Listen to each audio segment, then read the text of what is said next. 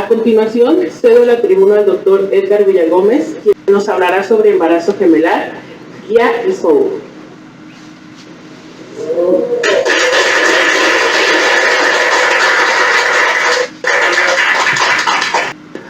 Muchas gracias. Pues antes que nada, para mí es un gran honor compartir escenario con dos expertos en ultrasonido de Carcafish y el doctor Sepúlveda. Muchas gracias por la invitación. Es la primera vez que voy a estar aquí con ustedes.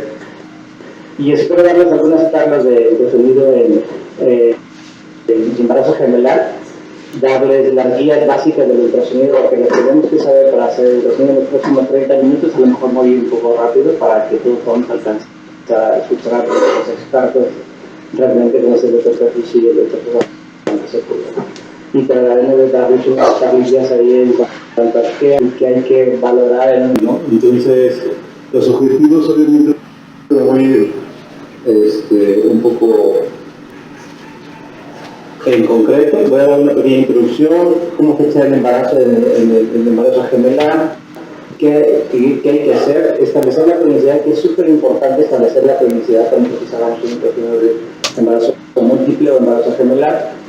Frecuencia y contenido de la evolución del ultrasonido, qué tan frecuente los vamos a ver a esos gemelos, si es realmente que algo tan seguido, como decimos algunos de nosotros, cómo hacemos el tamizaje de cromosomopatías en gemelos, así como el tamizaje de parto materno.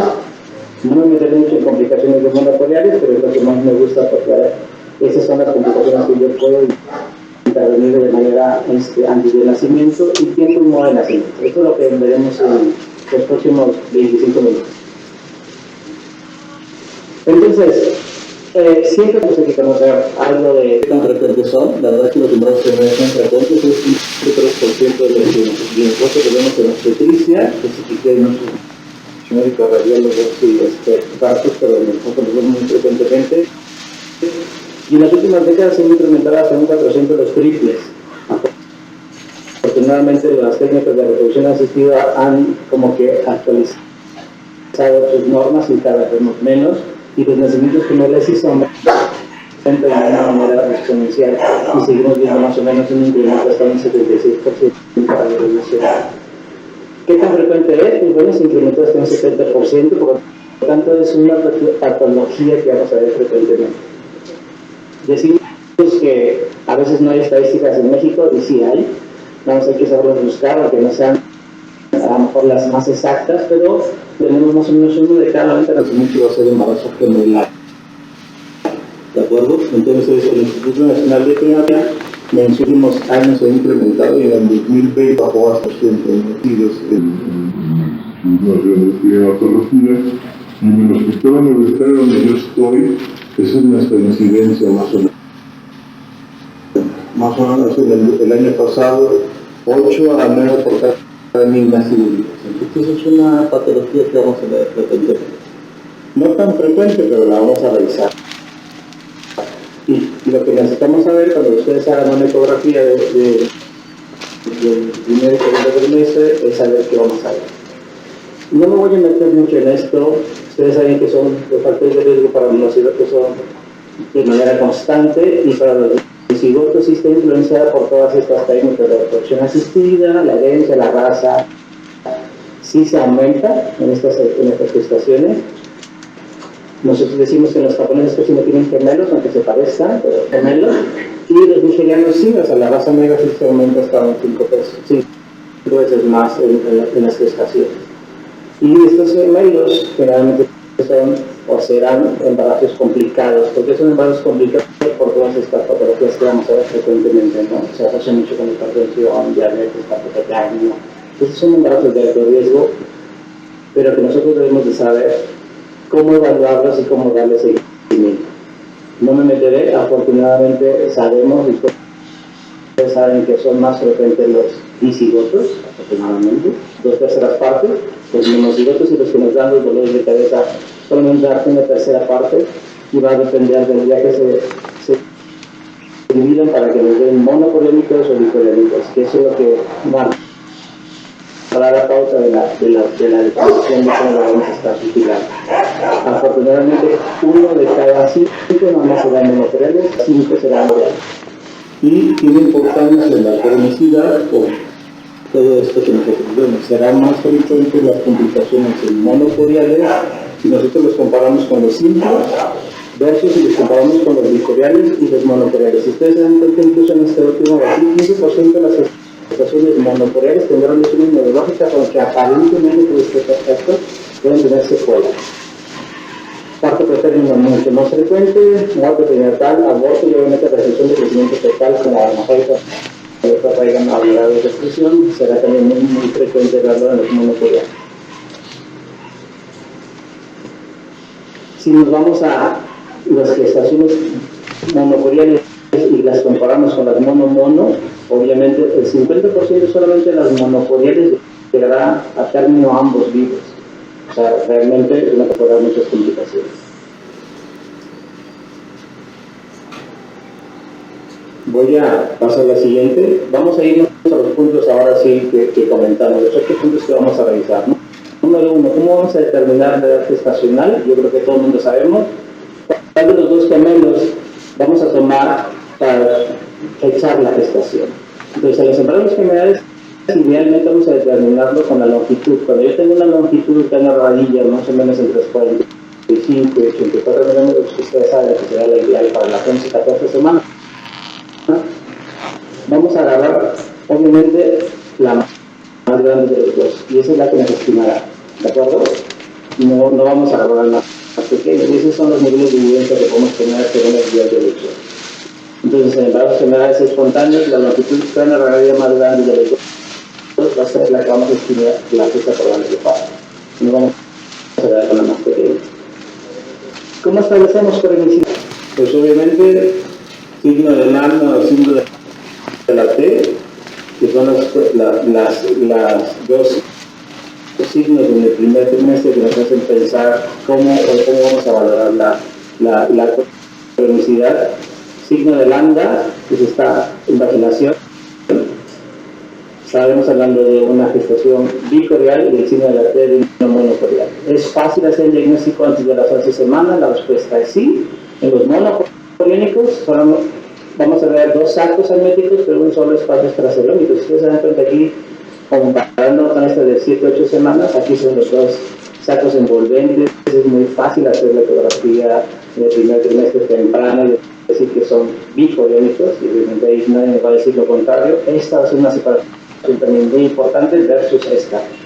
Entonces, la sensibilidad diagnóstica en estas semanas, antes de las 11 semanas, más o menos estará en un 98-99% para que yo pueda decir que la cronicidad es muy aceptable, ¿no? Después de las 11 semanas, la sensibilidad obviamente también disminuye con el signo de lambda, el signo de la T.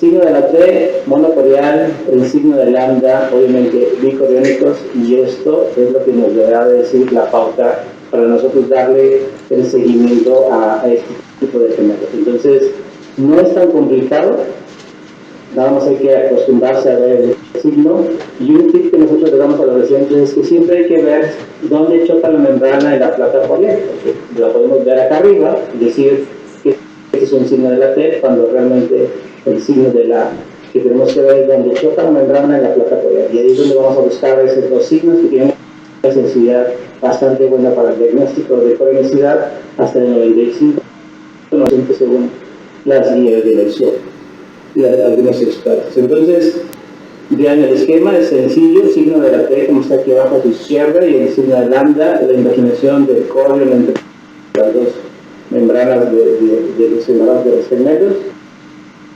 Y eso será fácil, entonces ahorita vamos a poner algunos ejemplos. Finalizar, no me avanza. Ahí está. Ustedes nada más díganme qué tipo de gemelo es aquí.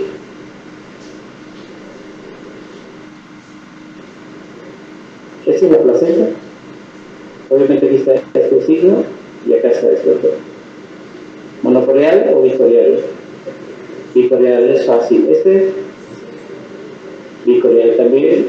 Acá está el signo de lambda. Este, obviamente dijimos donde choca la placa corial. Este es un poco más complicado. Bicorial, es un mono. Exactamente. No hay una invaginación del corion entre las dos amnios, por lo tanto ese es un mono coreal.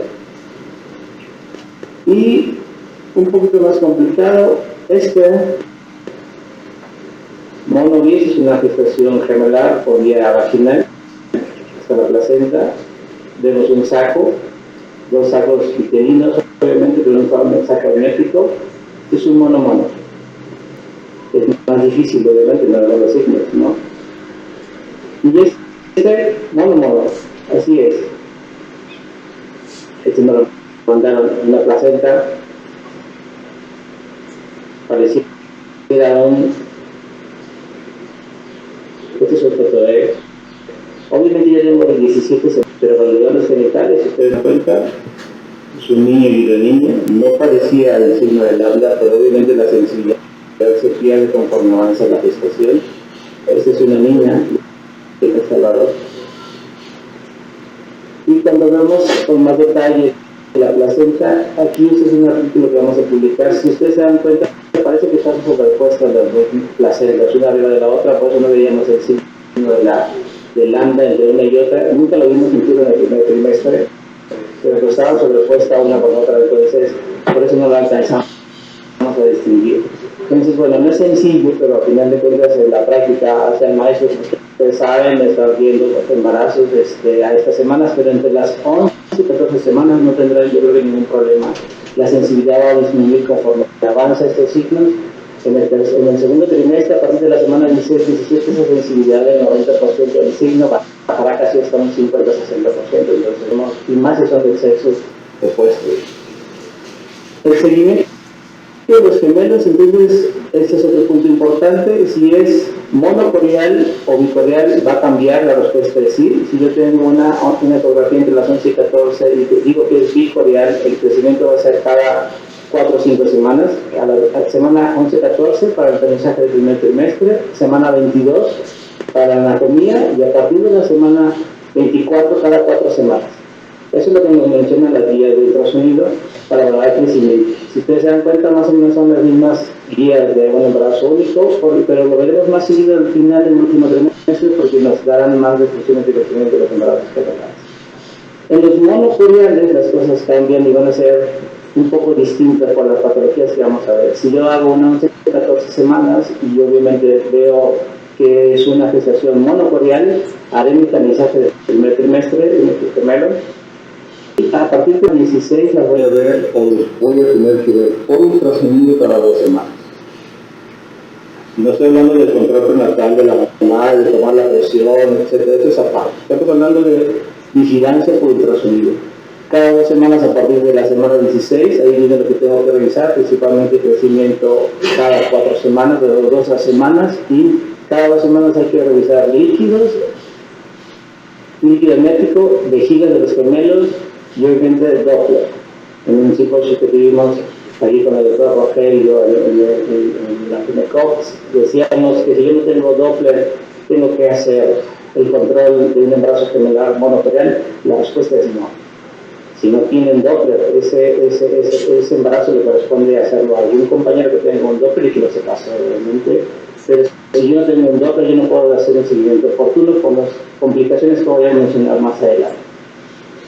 Número 4, entonces, cada 2 semanas tiene relevancia la conectividad de la respuesta. Sí, la verdad, Moscalín, que es una de las que más escrita en la autoridad de embarazos gemelares monocoriales, dice que si lo hacemos cada 2 semanas, esta vigilancia de los monocoriales nos disminuirá la mortalidad, obviamente, en este tipo de gemelos, porque vamos a identificar cada vez más frecuente las patologías que se asocian a este tipo de gemelos. Número 4, ¿cómo hacemos el tamizaje? En gemelos, pues es muy similar al que hacemos en el primer trimestre, realmente no varía, nada más que obviamente sí cambia un poco si son monocoriales. En el primer trimestre, ustedes se dan cuenta, el test combinado, la edad materna, la adolescencia, y el papa y la con doble marcador es importante y tiene una sensibilidad muy similar a gemelos. Si yo tengo una tasa de detección en los embarazos gemelares es muy similar a los embarazos únicos, que el embarazo único con este test combinado entre la adolescencia y la edad del pequeños andan entre el 89 y en los embarazos gemelares más o menos andan en el 86-87%. Entonces, no está tan peor el que yo haga translucencia mental o ecografía del primer trimestre de 11, 14 a los 2 primeros y aparte le agregue la edad materna y le ponga el cálculo de riesgo, me hará una sensibilidad alta, ¿no? Hay que hacer pruebas invasivas, no invasivas como es el ADN fetal. La respuesta es que el gemelo sí, lo veíamos hoy en el congreso que tenemos, es actualidad el DNA fetal, el usuario materno en embarazos gestacionales ha agarrado mucho auge, tiene una sensibilidad mayor, casi igual que los embarazos únicos, hasta del 94 al 100% para la tasa de detección de trisomía 21. Sigue siendo una prueba de tamizaje. Nuestro ultrasonido que hacemos nosotros nos ayuda, ustedes ya se dan cuenta, 89-90% de tasa de detección para trisomía 21, se nos van a ir ahí con el DNA fetal. Obviamente las tasas de detección son muy altas, que es una herramienta más que tenemos a la mano, ¿no? Entonces, el tamizaje de cromosopatía en gemelos es útil, es bastante buena en el primer trimestre, y el riesgo de los gemelos monocoriales se va a detectar calculando el riesgo promedio de los respectos. En los monocoriales y en los bicoriales el riesgo es individual.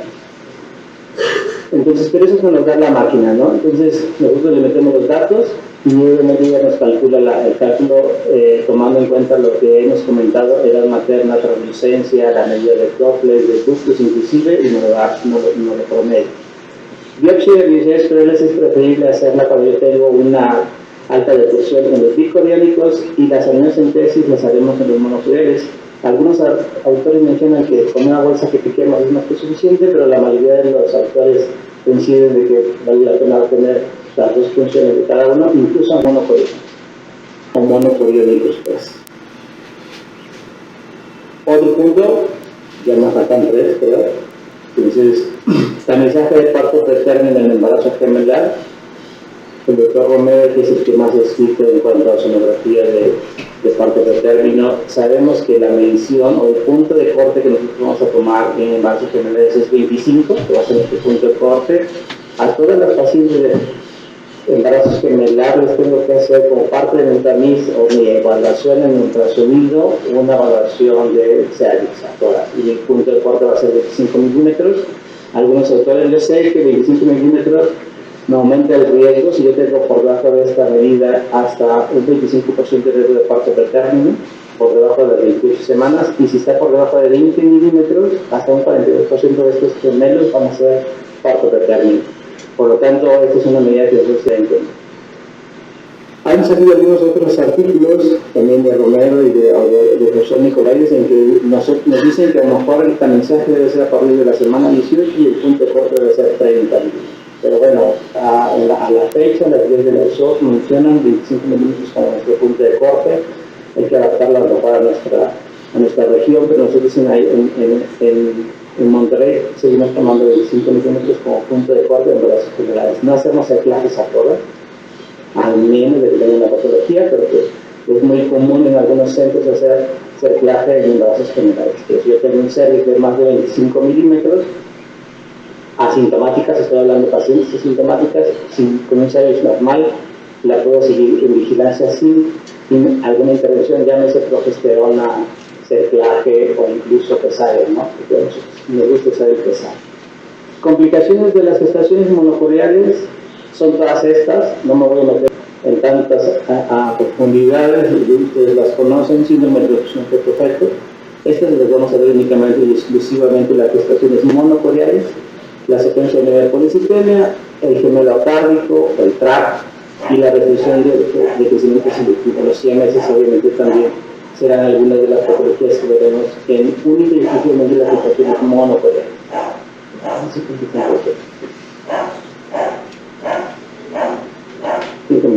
Ok, nomás para explicarla, porque las dos patologías más frecuentes en los gemelos monocoriales sí vale la pena que se den un poquito de tiempo para que ustedes las puedan detectar a tiempo, porque obviamente de eso depende el mejor manejo de la gestación monocorial. Son las más comunes, la transfusión feto-fetal y la restricción son las más comunes, 15% de las gestaciones monocoriales. A lo mejor no las vemos, y si las vemos tarde, o a nosotros que somos centros de referencia nos llegan prácticamente con trabajo de parto, dilatación, ya no les podemos hacer una terapia fetal. entonces nosotros hacemos el diagnóstico temprano y oportuno. Esta es la fisiopatología, ¿no?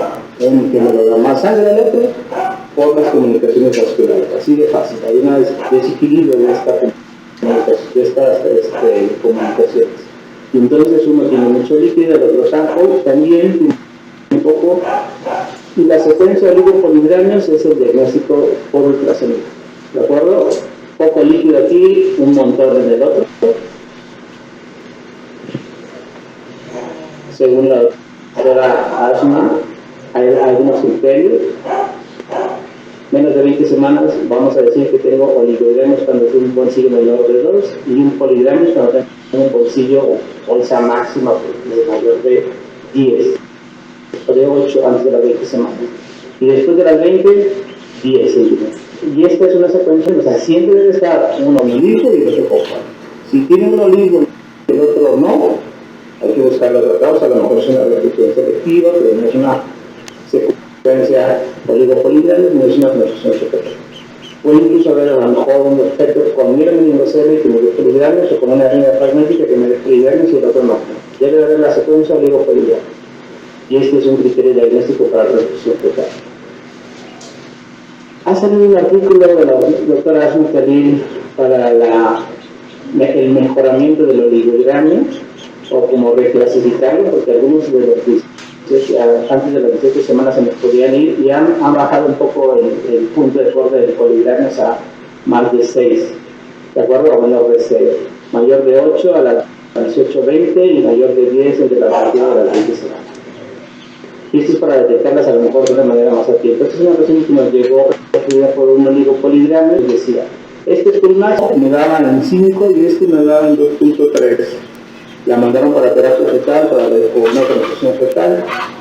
La paciente no se dice nada, se le explicó que hay una discrepancia de líquidos, a lo mejor lo que tenemos que hacer es vigilarlo un poco más cerca, cada semana, la citamos 2 o 3 semanas más, se mejoraron líquidos, nacieron a las 36 semanas sin cirugía.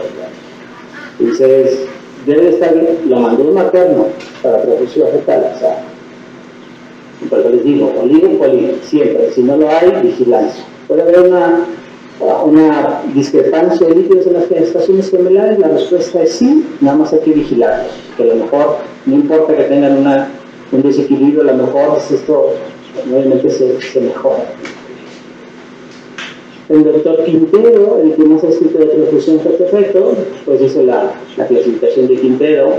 Esto no me voy a meter mucho, pero obviamente se sigue manejando para la cirugía fetal. Estadio 2 hasta estadio 4 son candidatas a terapia fetal.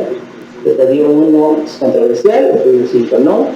Y obviamente eso lo podemos hacer también por ultrasonido. ¿Qué hay que hacer actualmente? Pues la terapia o el estándar de oro es la fotocoagulación láser. Algunos de los estadio 1 regresan, por lo tanto mucha gente dice que los tenemos stand-by, pero algunas escuelas dicen que incluso en el estadio 1, cuando nada más hay discrepancia de líquidos con Doppler normal, ya puede haber reprotección a nivel de corazón, por lo tanto hay que hacer una evaluación cardíaca. Y estadio 1 sigue siendo un manejo expectante en algunos centros, nosotros lo hacemos así, esto hacemos cirugía. El drenaje es otra posibilidad, pero bueno, el láser es la punta de lanza para el tratamiento o el estándar de ustedes lo que ven pues es nada más hacer la población de estos datos que dijimos que habían entre años. Lo que nos mejora la sobrevida de nuestros gemelos es esta división de la placenta, o tratar de dividir la placenta y que cada quien se hace como puede sin que le afecte al otro gemelo, esa es la idea. Y obviamente este es el estándar de oro de la medicina de reproducción fetal, que no les queda, que es fácil hacer el diagnóstico de embarazo gemelar cuando tenemos una secuencia de poligramios y referirla a tiempo, ¿no? Porque nos han llegado con pools máximos hasta de 23. Sí, yo no sé cómo llegan así tan rápido, pero sí llegan muy rápido. Decía el doctor Quintero, es un diagnóstico de camión y la respuesta es sí, ven una paciente gemelar o una super mega panza, entonces lo primero que hay que pensar es una secuencia de poligramios. Muy bien, no me meto más. Es un diagnóstico que tenemos que hacer nosotros y referirlos de manera oportuna para una terapia. Hay muchas cosas que ya han pasado, que ya están bien. Estos son nuestros números. Generalmente les va bien, desafortunadamente no a todos les va bien. eso todo el mundo lo sabe. Mejora obviamente la curva de aprendizaje, la respuesta es sí, conforme mejor más o menos lo hacemos, y lo ha dicho el doctor Rogelio Cruz, lo ha dicho el doctor Quintero, aguantar nuestra curva de aprendizaje es importante tenerla. Vean ustedes del 2002 al 20, al menos uno vivo 75 y dos vivos de 50, en la actualidad ya se acerca más, o nos acercamos más a lo que es la literatura, al menos uno vivo 83 y ambos un 64. Entonces, sí, como quiera se nos mueren algunos. Me voy a ir un poco más rápido. Hay que siempre hacer una neurosonografía en estos gemelos, ya lo mencionaremos, y una ecocardiografía porque las lesiones o las complicaciones de las situaciones generales son importantes. Hipertrofia de identificación valvular y una normal del ventrículo derecho están presentes muchas de esas situaciones generales, entonces aparte de la evaluación de líquido siempre hay que ver sistema nervioso central y corazón en las prestaciones moleculares con síndrome de perfusión fetal. Restricción selectiva de uno de los dos gemelos. Los criterios también han cambiado, se los quisiera mencionar. Antes nosotros decíamos que si uno de los dos gemelos está por debajo del percentil 10 o que habría una discrepancia entre 25% entre uno y otro, era la restricción selectiva. Ahora, que no hubiese signos de transfusión fetal. Ahora ha cambiado un poco. Esta es la clasificación del doctor Gratacos. Doppler normal es estadio 1 en la umbilical. Les va a ir muy bien, 95% tiene buenos resultados. Estadio 2, la ausencia constante en toda la zona, incluso en todas. Y el estadio 3, que no es tan sencillo hacerlo. Las teorías son las que se pueden hacer terapia fetal. Y en el estadio 3 es la ausencia o la onda reversa de manera intermitente. Podemos encontrarles algunas veces normal, a veces está reversa, a veces está intermitente. Hay que disminuir la velocidad para poder ver un montón de ondas y obviamente también tiene riesgos de muerte del gemelo que tiene la restricción. En muchos de los centros, el manejo expectante y vigilancia a las 30-32 hay que sacarlos. Esta es la actualización del 2019-2020 de las guías de elección para poder clasificar las restricciones fetales selectivas.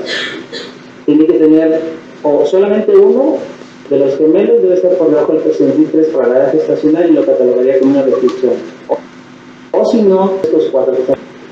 Una discrepancia de más de 25 entre estos dos, más por debajo del percentil 10 el chiquito o el pequeño, o alteración de mente, o un abdomen por debajo del percentil 10 en el gemelo pequeño. Tengo que tener dos criterios o el de acá arriba. Y solamente así podemos decir que es una restricción de crecimiento en gestación monocorética. Las otras dos patologías no me voy a meter mucho, pero estas sí las tengo que ver yo y ustedes las tienen que revisar.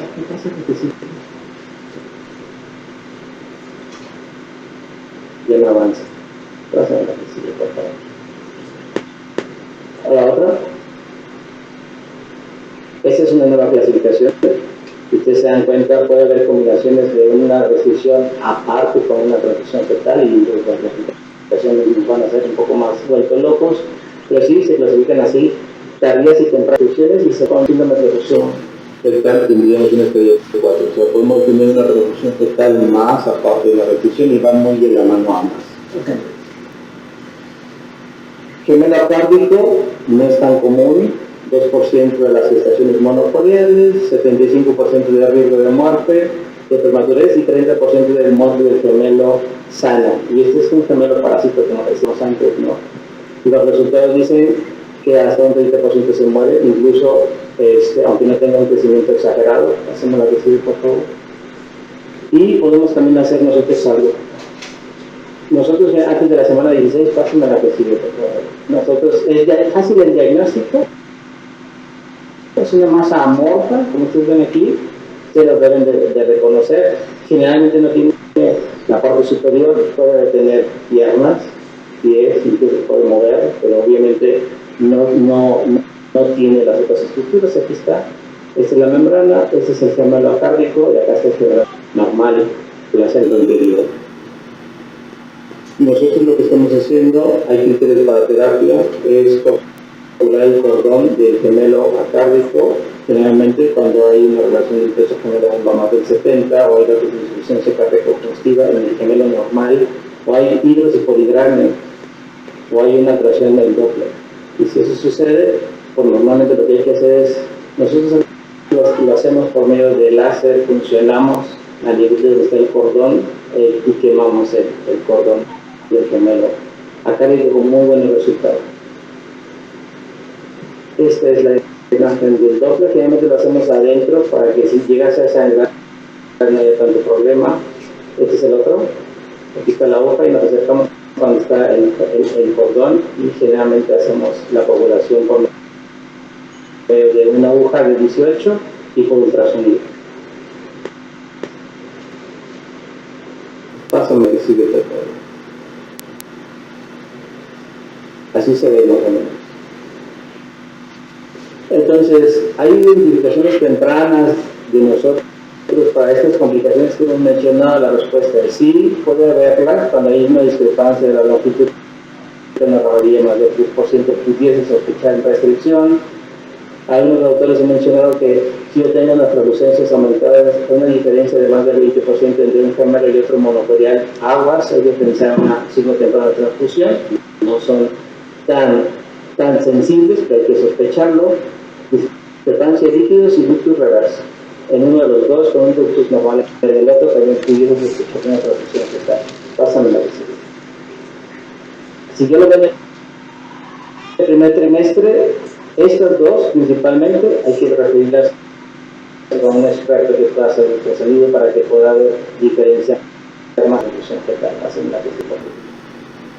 Y finalmente los algoritmos, pues, creo que los monopodiales, transfusión fetal, restricción, secuencia fetal, es lo que hemos dicho. Cada 2 semanas vamos a estar viendo bolsillos únicos y vejiga de los gemelos, del peso de ambos y obviamente el Doppler de la arteria cerebral media. Si estos están alterados, tendremos las patologías que hemos estado comentando, pero si no hay ninguno, seguimiento será estricto cada 2 semanas. Pásenme aquí. ¿Cuándo deben hacer los gemelos? Que también de repente son controversiales, ya me faltan 2 diapositivas. Los bicoriales dependerá de la presentación. En los monocoriales diagnósticos también del gemelo 1, si los dos están cefálicos. Si los dos están cefálicos, les podremos dar partos. En los monomonos, la cesárea es la de elección. Y en los la cesárea es la de... Pásame la que sigue, por favor. ¿Cuáles son las semanas en que nosotros le damos parto o terminamos la gestación? Bicorial diagnóstico, semana 37, según los consensos, no nos vamos a llegar hasta la semana 40. Monocorial diagnóstico es 36 semanas posterior a la colocación de esteroides, no más de 37 semanas. Con los mono tenemos discusión con nuestro centro de unidad de cuidados intensivos, pero siempre tenemos que estar a la mano con ellos. Las guías dicen 32, en nuestro centro las hacemos a las 33-34 por sin colocación de esteroides, porque la sobrevida a las 32 semanas en nuestro centro universitario está por abajito, entonces nos dice que lleguemos a las 32-34 y el riesgo de muerte de uno de los dos no es tan alta como si lo sacamos a las 34 semanas. Y entonces a partir de las 35 semanas también pues esteroides. Finalmente, entonces, con todo esto, pues el tiempo óptimo para establecer la cronicidad y es que de las más importantes que nosotros tenemos que hacer en nuestro día a día es primer trimestre, ya lo mencionamos.